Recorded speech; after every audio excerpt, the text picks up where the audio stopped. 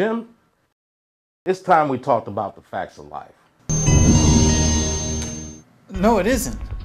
Ground rod life. Okay.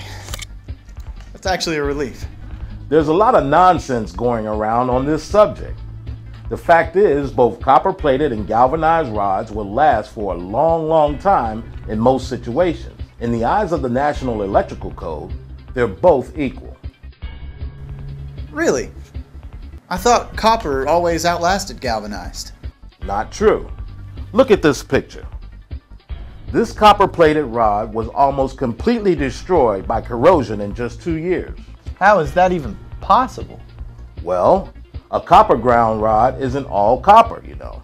It's steel that's been copper-plated to protect it against corrosion.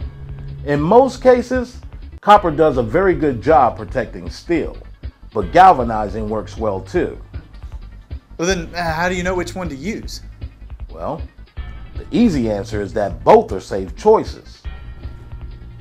Both can be UL or CSA listed, and both kinds of rods are accepted by the NEC code.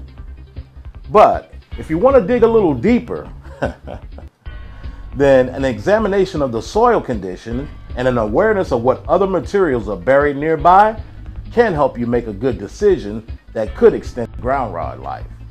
For example, if there are high levels of salt in soil, copper might be a better choice because salt could corrode the zinc coating on a galvanized rod.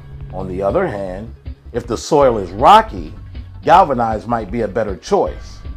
If the rod's coating were to be damaged in driving, the zinc would sacrifice to the steel core to protect it. Wouldn't copper do the same thing? No, because the copper is a nobler metal than steel.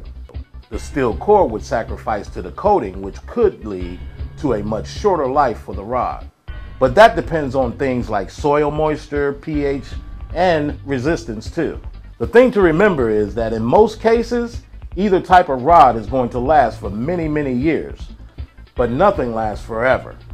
Any ground rod that has been buried for more than 30 years probably needs to be replaced, or supplemented with a second or third ground rod. 8 feet long and at least 6 feet apart. Right, and that's the facts of life where ground rods are concerned. Well, is that all for today? Well, we could talk about ground rod coupling. Come on, now you're just being disgusting. What? What did I say?